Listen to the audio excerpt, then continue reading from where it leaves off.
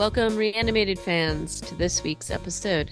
I'm H.A. Conrad, and on the West Coast is my intrepid but somewhat under the weather co-host, Stuart Tiffin. We seem to be trading back and forth on this count. Yeah. Coming at you, COVID. It's a good thing the pandemic's over. Oh yeah, yeah. We waited until it was over to have our second go around in my family. Well, I wish you a speedy recovery.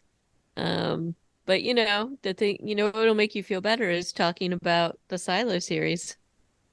Imagine how they dealt with disease. I think there's some stuff to talk about in this show as it goes There's on. there's lots to talk Yeah. about the show, and I have to say it was worth the wait. So I am behaving myself. I did not go forward. I just watched the two prescribed episodes because everybody knows I cannot keep these things straight once I get into it. So Well, if I say anything that doesn't make sense, shut me down, fair, hold me accountable fair, fair. because I have not been behaving myself. Well, for those of you who haven't seen it or don't know about it yet, this is the Silo series, and it's on Apple TV.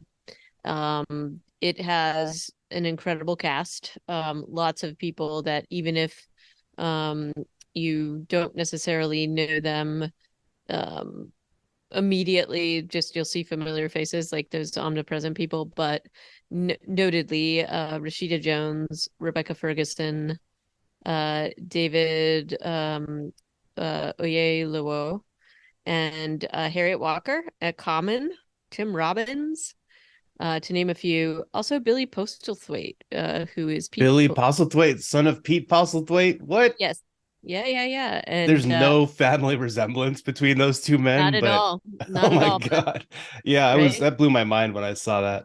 Um, Uh, People and talk then a what? lot about Rebecca Ferguson real quick. I know that you've said that you and Bill are big fans of hers, and I kind of like hearing you say that. I'm like, oh, I should probably know this person, and I recognize her face from the Dune movie, but like not it from much else. Like, where is her Oh, I on mean, Rotten she was. Tomatoes? They talk about her inestimable star power. I'm like, what?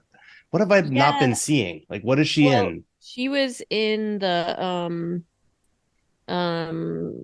Mission Impossible Rogue Nation, and then Fallout as well. So she was in that. She was in The Greatest Showman, I think. And then I don't know if you saw Girl on the Train, but she was in that as well. So I mean, a lot of things over. I mean, she's been pretty prolific in terms of her career. But did you not see the Mission Impossible films?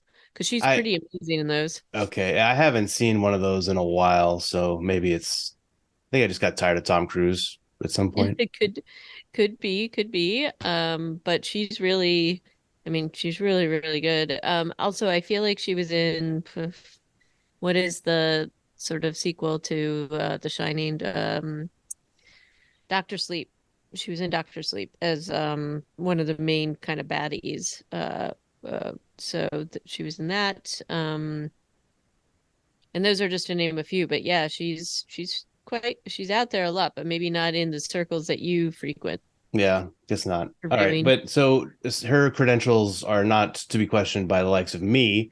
She is like the headliner for this show. Even though you start off like you said with Rashida Jones, my Who is wife, amazing. her face is kind of like the face of the show at first on Apple TV Plus, and my wife, who I've watched this show with, is like, "Oh, I love her! I can't wait to watch her in this show."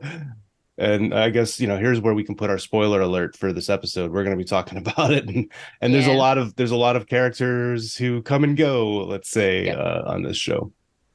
Yep. Also should mention Ferdinand Kingsley and Will Patton. Will Ferdinand Patton Kingsley. being very recognizable American Yeah. actor who was in Falling Skies. I don't know. Yeah. That seems to be like the thing he's being credited with, but I feel like he must He's in a be. lot though. Yeah. He's like all over the place. I mean, Oh yeah, he was in The Postman. I think he was the main bad guy in The Postman with Kevin Costner. I know that was a yeah, terrible film that nobody yeah. really watched, but I had a thing for Kevin Costner movies in my younger days between Waterworld and The Postman, these giant epics that he used to do. Yeah, Dances and with Wolves. Dance with Wolf. But Will Patton was the main villain in the Postman. Yeah, and Fantastic. he's an amazing actor. So I don't know, and then Fernand Kingsley was most recently, or where I was immediately recognizing him from. He's in a lot, but he was in The Sandman, just as like a pretty significant character, Hob Gadling. So that he was really awesome. Who was So he? Who was that character? he's the one that kind of like wants to live forever and like keeps visiting with the Sandman all the time. Oh, right. Oh, interesting. Yeah, very different. One of the things you'll notice about this cast is it's basically a who's who of British actors doing American accents, with a few exceptions, like Rashida Jones, like Will Patton, and a couple of others. It's almost all.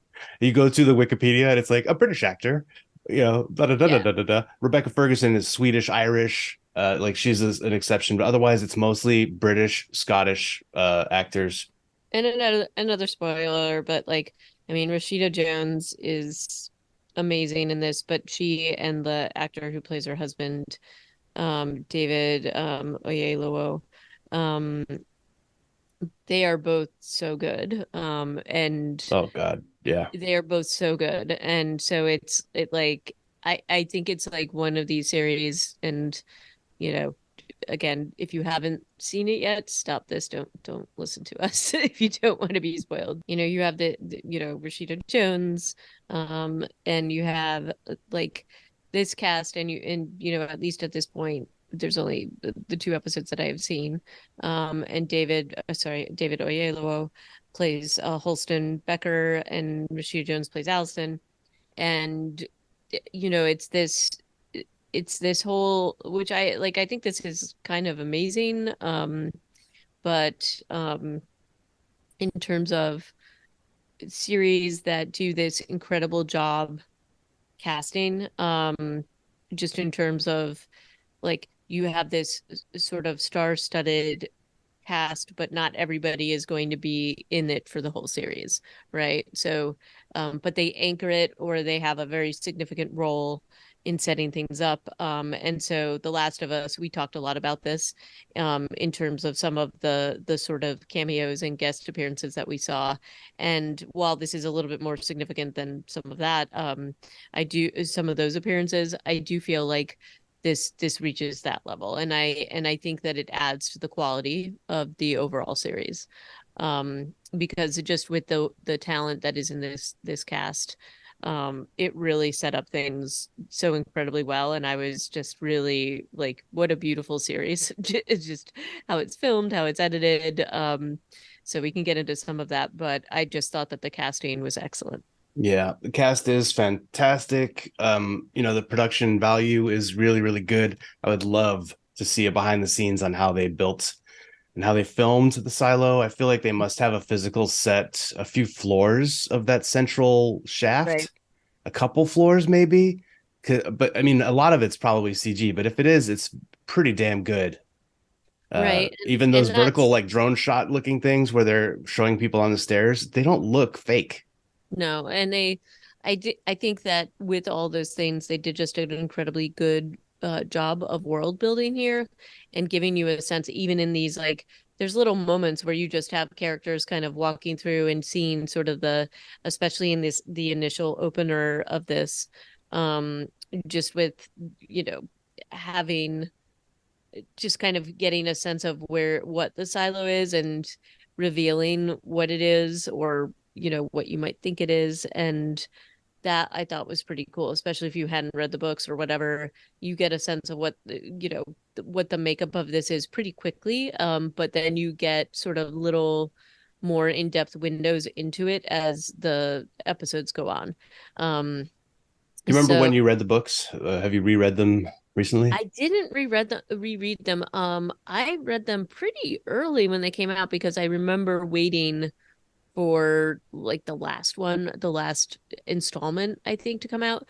And also, similar to The Martian, they were kind of re-editing them because they were, they were not in the best. I don't think that they were necessarily intended to be. I don't think people anticipated Oh, how popular they would be, and yeah. The so first chapter was a short story, and I'm sure there were yeah. continuity issues after that. Yeah, and so I think that they repaired certain things. So I have not revisited it since, this came out, and maybe I should, but in part I almost also want to enjoy this without knowing too much because I Yeah, forget a lot of it. I don't know. yeah. Uh, I mean, I think if you've read the whole series, you have a sense of where it's right. going.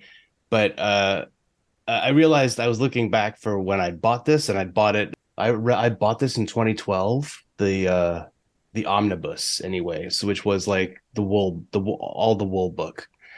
Um, and what a fantastic read! And I leafed through it just to remind myself because I was looking at the plot summary and things where I was like, I don't remember going like that. There's definitely some changes between the book and the show. I don't think all of them are good. I don't think all of them are bad. Um, but we can talk about those as we go through. I think the main Yeah, one is like the source of Allison's inquisitive nature, which is kind of what gets her into trouble in this first episode. well, I think one of the things that I'm really impressed by with how they're setting it up here, and they do a little bit in the book too, is that you don't necessarily know what this world is or what is going on in this world, and they give you different clues and different there's like a slow reveal about what life in the silo is like. And of course you're asking, as a reader and also as a viewer, um asking questions that even some of the denizens of the silo are asking, which is, why are we like this? What is this world? One of the things that I thought was kind of a cool thing that they did, or just an interesting thing that they did, is, and you get this sense in the books too, and I think they did a good job at translating this and transposing it into the series, is that there is a sense of safety. Like, some of the people in the silo feel safety. It feels like more than just surviving. It feels like there is just a routine to the life in the silo, and not, you know a lot of it feels positive overall, or at least on the surface, until you start digging down a little bit more. And there is that, and I feel like one of the things that they set up really well is that there is sort of a positive way of living here, but the only reason that that's the case, and it's quite tenuous, is if you don't ask questions, right? If you just kind of do the routine that you're supposed to do, follow the rules, um, even just talking about certain things, or sort of skirting things that are dangerous, raises eyebrows or causes a level of anxiety and fear in other Yeah. people. Well, So we there's a even literal phrase. A right, phrase can get you killed if you say this right, phrase, or it's not even just a phrase. It's like the sentiment of saying you want to leave is basically a death sentence. And that's the end of the cold open.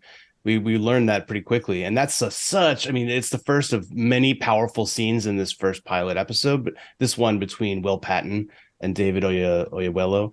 I'm saying that completely wrong. I'm sorry. I am too, probably, but Oyelowo. anyway, But he yeah, is that David, scene, but like where he's like, after everything we've been through, don't say it, don't say it, and then their mhm. expressions, oh my god. So that cold open, just to quickly go and talk about it, because it is one of these cold opens that you kind of have to go back and watch again, especially as you watch more of the show. This first episode, even many of these episodes, I think you'll find as the show continues, you want to go back and revisit because there's stuff that's happening that is purposeful that you were like, wait, why did they do it that way? And so in the Mhm. first moments of the show, we see Holston Becker, played by David Oyelowo.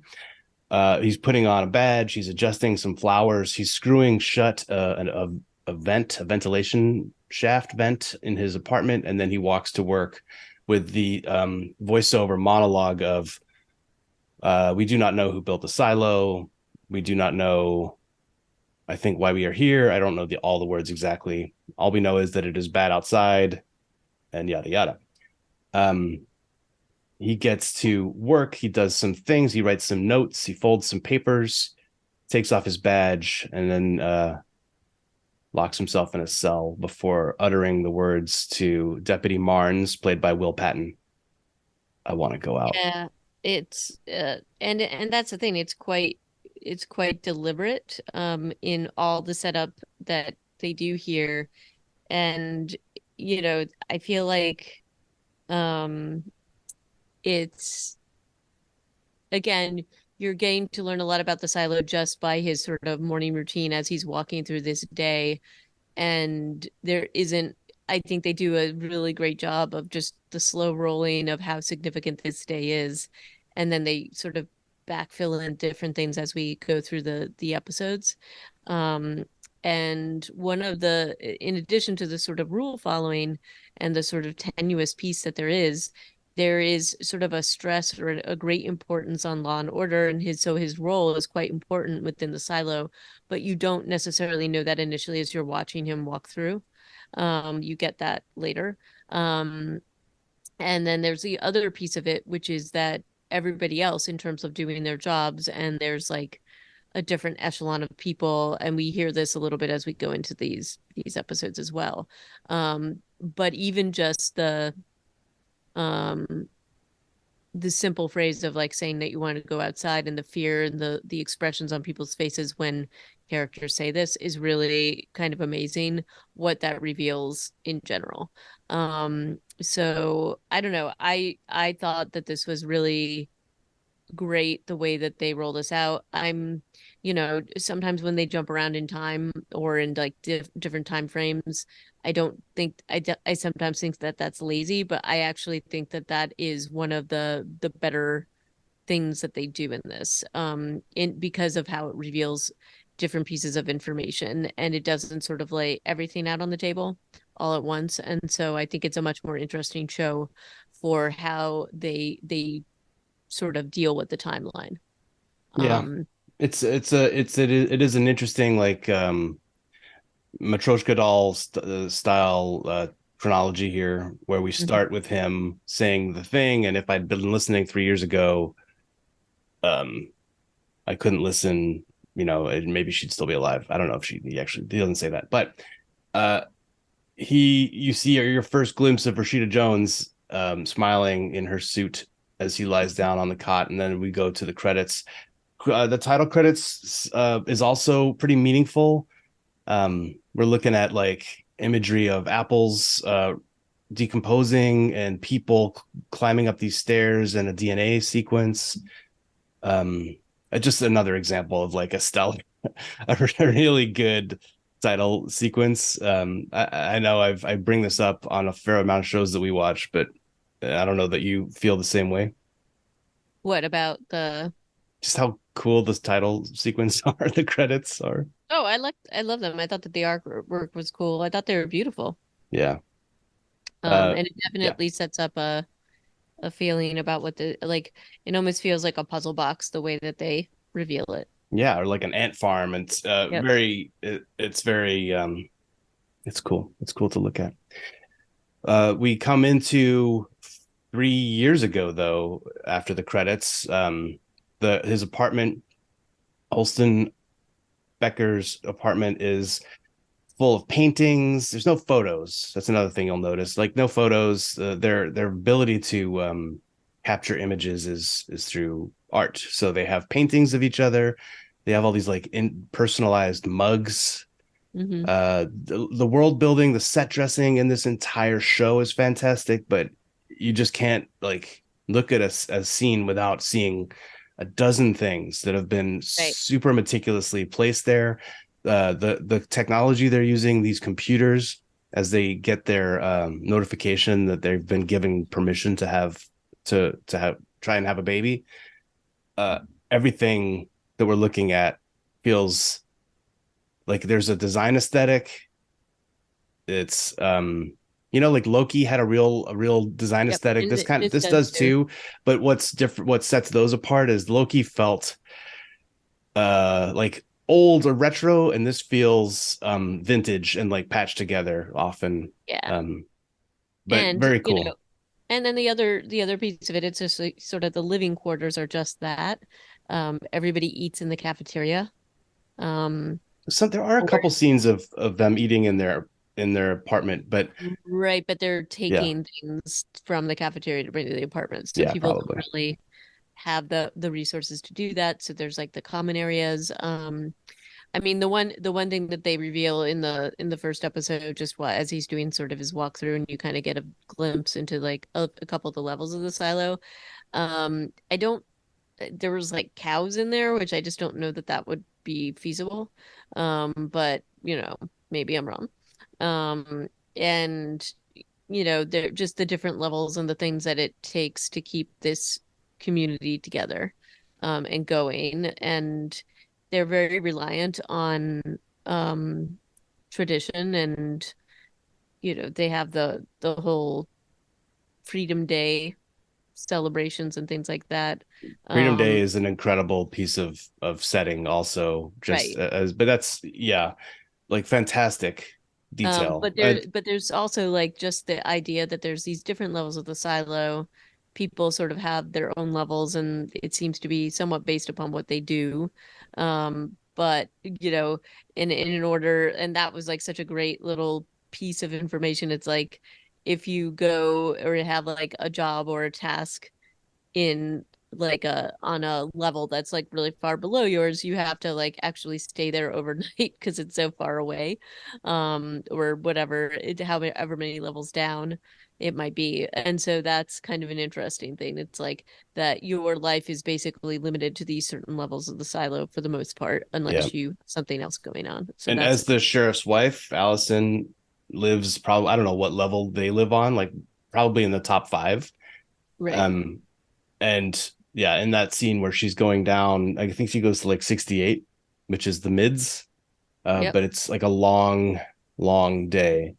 Um, but the other things we're getting to see is the once they get permission to have a baby or try to have a baby, she goes to a procedure and has a metal capsule removed from her by a doctor and says, "Okay, now you have 365 days to make a baby."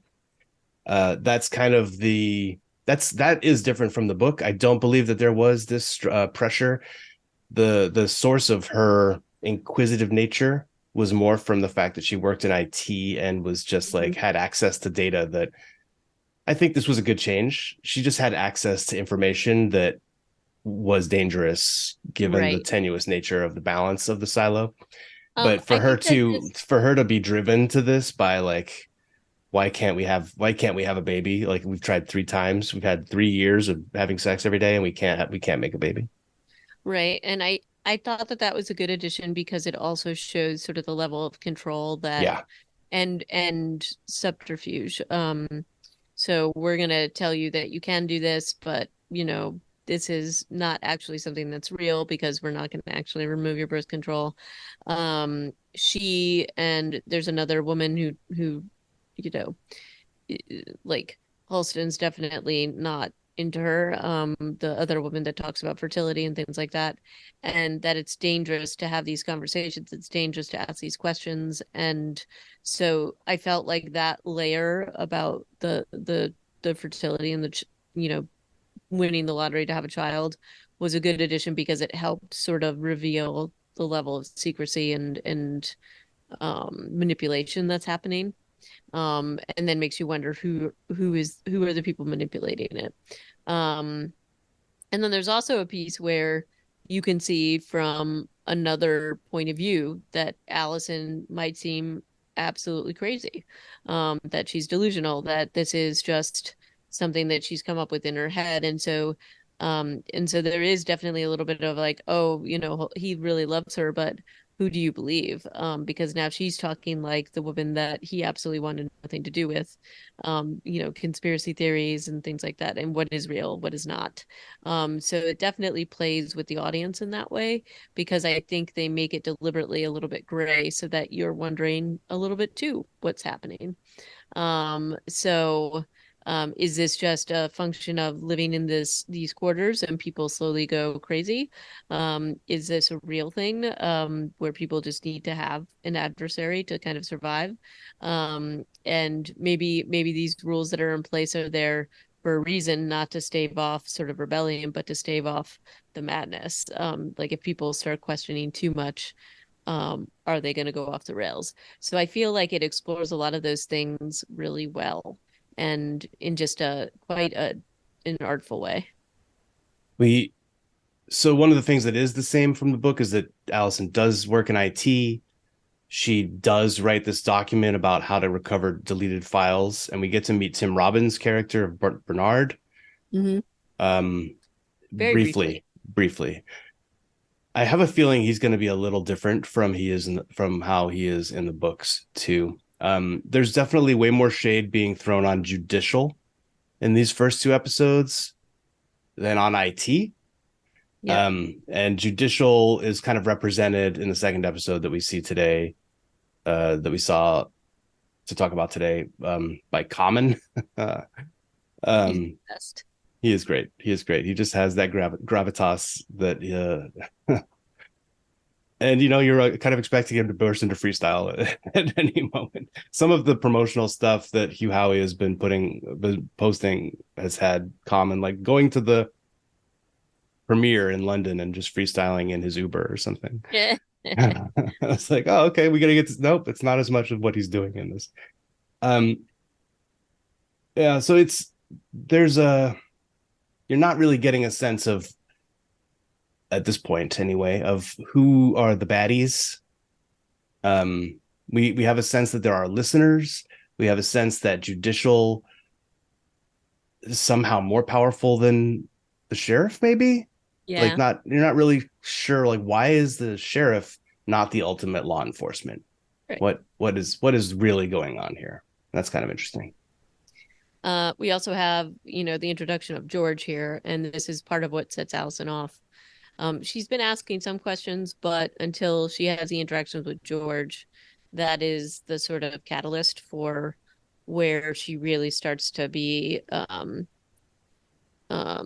curious. And initially, like, so he has found this hard drive, like, and that's the whole thing in this world, is that any relics, quote unquote relics, from prior to the rebellion have all been destroyed. They don't want to, their history's been destroyed and they like it that way, or they don't want to explore, delve into that further.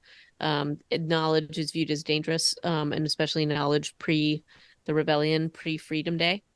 And so Computer George has sort of lured her there, for like IT support.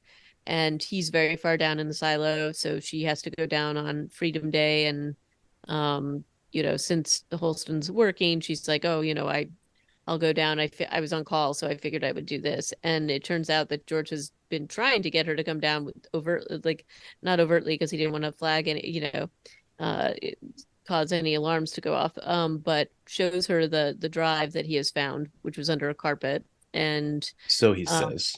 so he says, and We wants her we help. Yeah, we do take a lot of what he says at face value. I think it's probably true, but you never know. I mean, it looks like he's probably going to be a little bit squirrely about where he finds things. But and initially, she's like, okay, well, this is probably something. She gets into the sort of puzzle of trying to figure out the drive and unlocking it. And the whole instructions that he found, that and part of why he wanted her to come down, that Bernard got really upset about, um were taken down because Bernard said they were against the rules. And so the fact that he printed this out, and that wanted her down there, she's already kind of skirting into dangerous territory. And so but she kind of can't help herself, because she does have a sort of a curiosity, and wants to figure out what the mystery is. And so she and George are working on the scene, but then it almost gets too far, and she's like, okay, we'll get in trouble for this, so I'm getting out of here. I don't know anything about you, whatever, and kind of leaves. um but ultimately can't help herself, right? So and we learn more about George in the next episode, which gives it a little bit more context. But you know he doesn't seem to have the same reservations about finding out mysteries. He definitely, when they finally crack the code on this drive, um, he is going all over the place into these files. It's like a schematics of the silo. It has all this information. It has videos, it has things that are definitely off limits, and It's a he real doesn't. tantalizing mystery Yeah. box is this hard drive because there's hundreds of looks like hundreds of folders. How Mhm. many files are in each of them? Like it's yeah, that would be hard to. I mean, but you do have to wonder why is George so focused on finding Right. out these secrets when everybody else seems to be super scared of them and happy in their in the order. Right. So what is motivating him? And then ultimately, like the curiosity and the mystery of this drive is what drives Allison to keep taking things more further and gets her into the position that we see. Well, again, it's the impetus of she's at like the end of her get pregnant window, Yep. and she goes back to the fertility coach who also is a conspiracy theorist and says they don't want people like you to have a baby because you ask questions. Yeah, it's this overt thing that you don't want anybody who might shake up the status quo. But I'm just what I'm saying is like in this episode, this is a good way to prompt Allison into this forbidden area. Yep. She's like, and Holston even says later, like, I think it was just too much for her not having the baby, which is a cop out. He's like not giving his wife the benefit of the doubt. Yep. But um, in a way, not having the baby led her to, or not getting pregnant led her to start asking more questions and Right. reaching out to even more conspiracy minded folks than her. And so it Right. did. And so it actually spurred her on in a different way. And then, the other question is, it's like, so if she's a person who asks questions, who's monitoring that? Is it judicial? Is it Bernard? Like, who is sort of paying attention to the fact that she's a person that they don't want to have reproduce here, and supposedly reproduce her ideas as well. So I think that's one thing that they kind of leave out there to find out later.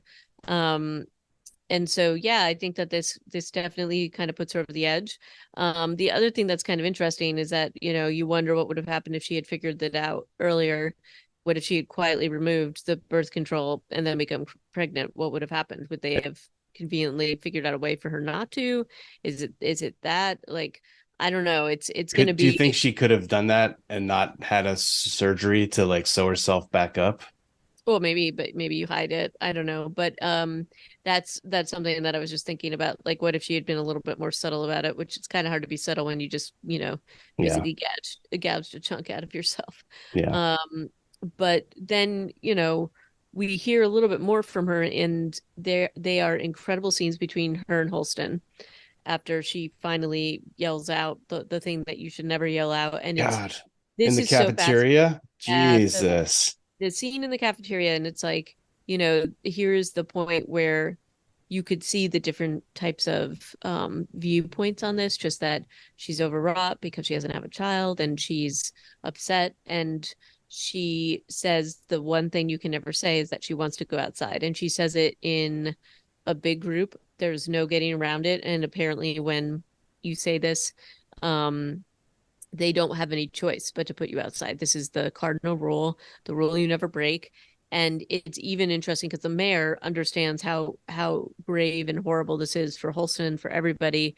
Tries to come up with, like, oh well, maybe she could say she was misheard. Well, and Holston's like, no, there's no way to do And that. Marnes is like, we could Right, kill all the witnesses. right. So It's there's, like 30 people. but I don't even think just that would trying fly to. in the silo. And that's the thing. It's very deliberate, even to try to find a way out of it. Holston's hands are tied and he knows it. And Allison knows it too, which is why she did it. And there is just these great scenes between her and Holston when she's in the cell and talking to him. And we get a little bit of where she's coming from. And she believes that, she's like, why does everybody clean the lens on the outside? Because they don't need to. And there's this whole speech that goes along with it that's like, you don't have to do it, but you can. And as a person, like, this is the last act or whatever. And just sort of putting together the mystery that we now know. They have, like, the mayor makes a very, like, offhand remark about the fact that the lenses are dirty earlier in the episodes, Mm-hmm. and that, oh, not that I wish for a cleaning. And so that's like kind of the first time she mentioned it, but it's not, you don't really get a sense of what that means. um and then you sort of see and hear about other people and like what they've done, and this scene between Allison and Holston is heartbreaking. Hmm. um she's like, oh, if it was reversed I would be so upset with you too, and because it's a death sentence, like everybody goes out, they clean the lens, and then they die. And Even the um thing, the big mystery there is that she's telling him, why, when's the last time somebody didn't clean? Even the guy right, who said he would rather you put a bullet in his head went out and cleaned clean. ultimately. And why do you think that is? And she's trying to, this is her smoking gun. She not only has she handed him the fertility, the birth control capsule that was her original proof. Now she's going to show him that it's actually all sunshine and butterflies outside because she saw that one video on the hard drive. And she's like, look, if it was bad, people would just run away. And this is what I promise you. I will, if it's bad, I'll waive because I've made a huge mistake. And but if it's good, I'm gonna clean. And so she sets up that issue for Holston to have to struggle with later too. And he does, and it's like, we get the, even when he writes his note, we see his sort of last day before he also makes this statement. And like it's equally heartbreaking when he does it as when she does it.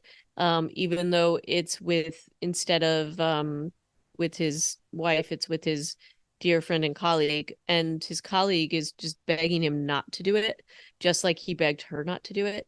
And so it's just the symmetry between those two scenes I thought was really cool. Um if heartbreaking. Um, but then they jump into where, like, what led him to this point, which I thought, again, like the different timing, the sort of different showing of this is a little bit of a, I don't want to say a murder mystery, but that's kind of what it is. And then we first see Juliet Nichols, played by Rebecca Ferguson, and the whole sort of mystery that brings him to Juliet is George's death.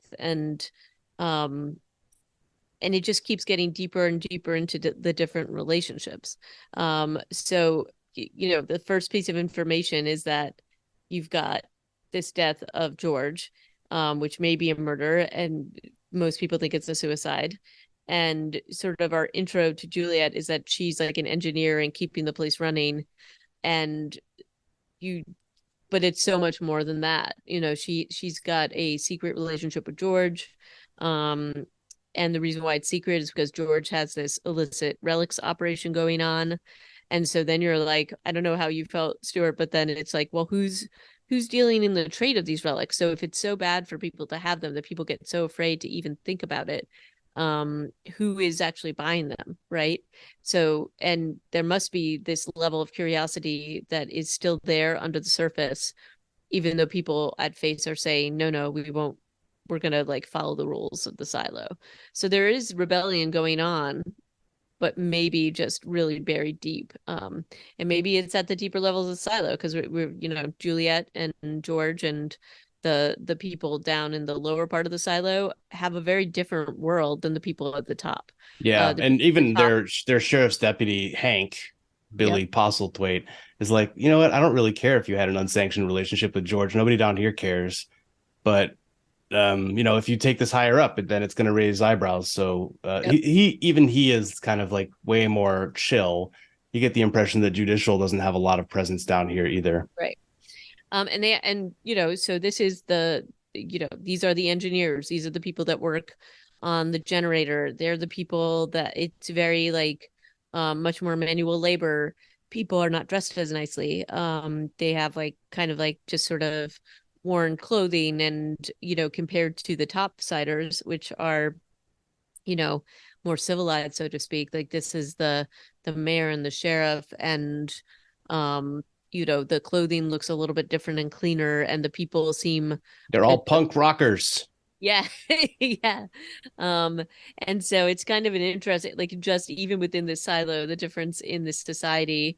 And the top is at the top and the bottom is at the bottom. It's kind of interesting. And Yeah.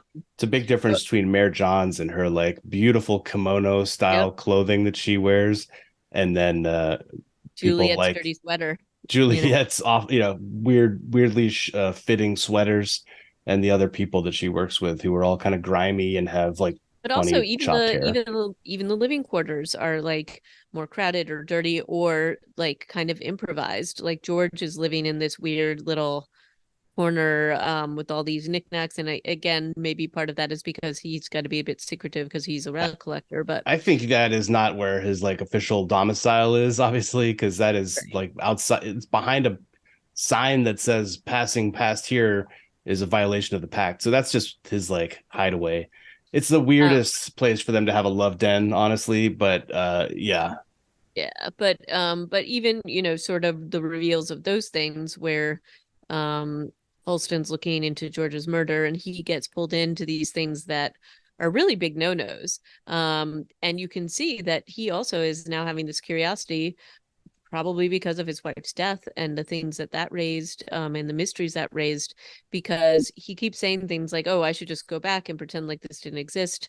We should just keep going on. We should not be exploring this. We should not be pushing the envelope here. which is what um Allison first said to George too when they right. unlocked the And drive. it's an interesting parallel. And even when Juliet first talk, like she doesn't even fully talk about it, but she kind of implies that she got a relic from George, and then says, "No, I didn't get that," because Holston's reaction is like, "Oh, I would have to turn that in or report it," and then he's like, "But I wouldn't have to say where I got it from," and then things just kind of go off the rails after that. Yeah, Where from there he gets way less official. I mean, first of all, they go down to find the digger. The reveal of the digger, I feel like, is something did that happen early on in the books? I feel like that's not I something you learn don't about till remember. way I think later. it's later. But this like massive machine, and it's all like it's underneath 30 feet of concrete and down huge like stretches of ladders. It's over a massive expanse of dark water. It's kind of a terrifying place, honestly. But he gets Yep. down there, they find, some other relics that George has left for her. And yeah, he's at first he's like, I gotta get this to the incinerator. And then she's like, don't you care about the truth? And he's like, well, okay, let me look into it. And I'll send you a message. He's very easy to persuade that there's more to it and that he shouldn't just do things by the book. Part of you thinks like he wouldn't even be down there with her if he was doing things by the book, like by All himself. right. And I mean, even in the sort of, they go and look at George's body. He looks at the site where George fell over the rails and tries to figure out if there was one of the porters, which are the guys that go up and down the stairs all the time, if somebody was a witness to it. And really, she doesn't have any evidence other than the fact that he didn't show up and was planning to show up and wanted to show her something. We saw him giving side eye to some of those sort of judicial looking guys, but she didn't necessarily see that before his death. And so she knows George and was convinced that something bad happened to him, that he was not suicidal. Um, and she's probably right, given the things that we know about George, but She's probably right, but she does have zero proof. zero Like, evidence. yeah. And people keep pointing that out, but I also think that, as Holston said, he's listening to her because he wasn't listening to his wife or didn't feel like he was listening well enough. And this takes just Holston, like that's the other thing. Like they go into this, you go from not even want to thinking about these relics to going into this whole world that you didn't have access to before, that nobody else really has access to. It's out of the controlled range of the silo.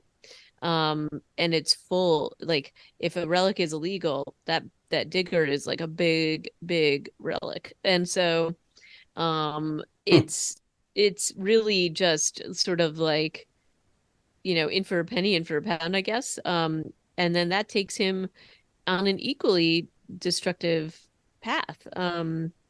He basically almost mirrors exactly what his wife did to some extent.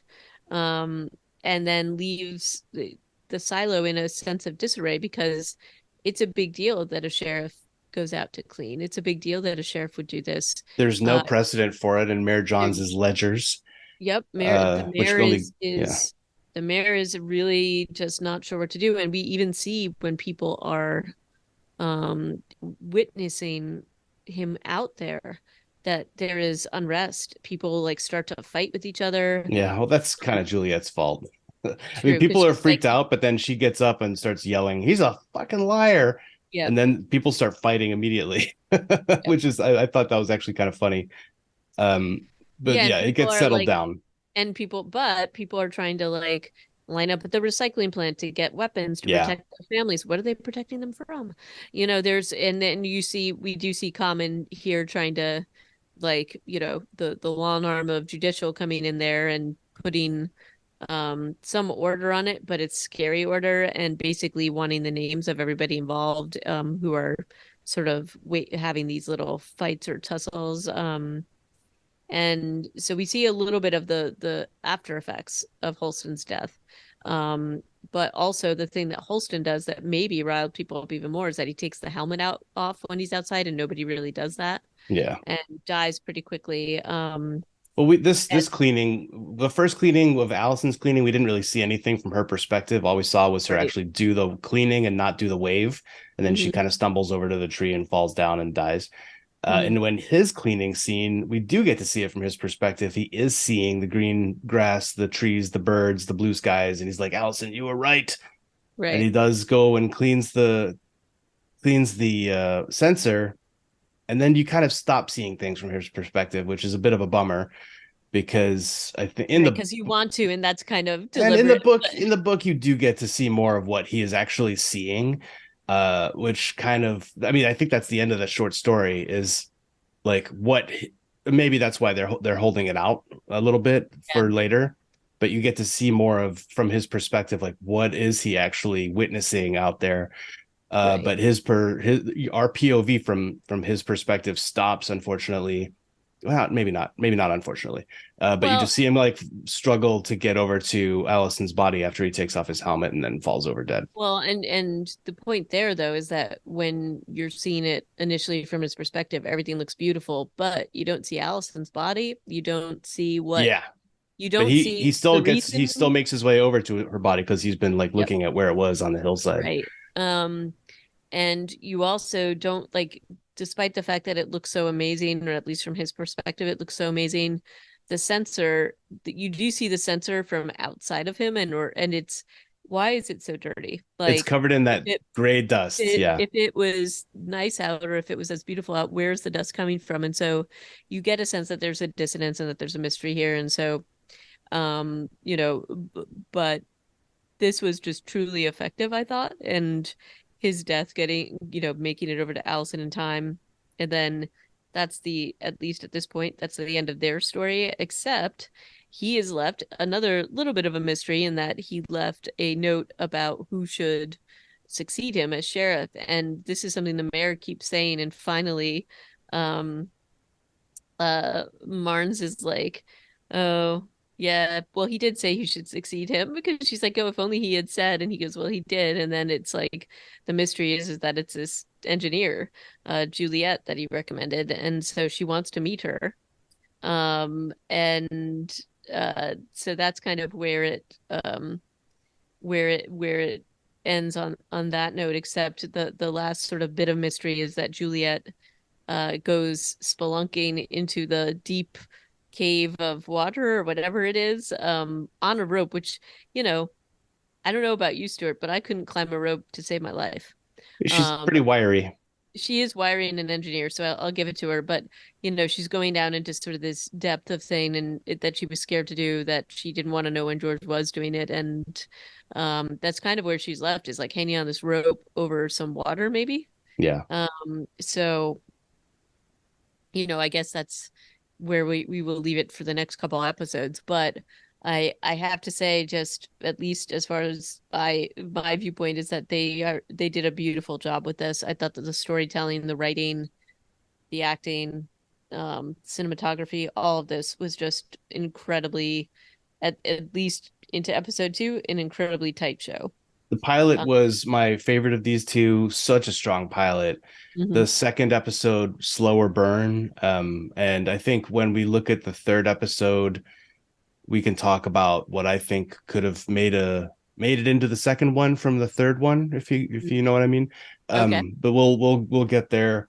But yeah, the show is like 87% on Rotten Tomatoes. People seem to be enjoying it, both critics and audience. And I think it's pretty clear why. It's a compelling story, and well, I'm just glad that they made it into a show from the books. Me too, but I also this is something that you and I have talked extensively about, but I'm glad that they waited to make this into a show because to make this well, you need a certain level of budget and production to make it convincing. And I don't know that that would have been there at all when this first came out. And so I'm glad that for whatever reason it got delayed until now. Because I think that you need that level of production to be successful in telling this story.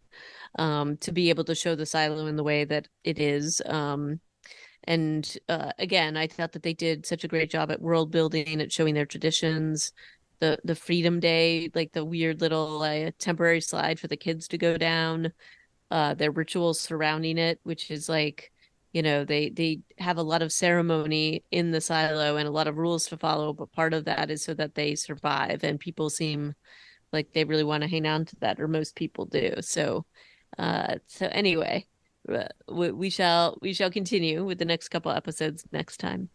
Yeah. And I'm looking forward to it. So, if anybody else who's listening has read the books or seen the show and has thoughts, let us know what you think. You can email us at reanimatedpodcast@gmail.com. We're on Twitter at reanimatedpcast, and our episodes are all online at reanimated.podbean.com. I guess, we didn't say at any point that this is a zombie free show. It's a little bit outside of our bailiwick, but it is super dystopian. And so we Yeah. are going to be talking about it. And I guess AJ and I both really like these books. Yep. So you're stuck with it, I'm afraid. I hope you're Yep. enjoying it. I still think zombies or no, I think it's a pretty cool storytelling so Yeah. far. Yeah. Looking forward to talking about the next couple episodes with you next time, and I hope you feel better, Stuart. Yeah, me too. Thank you.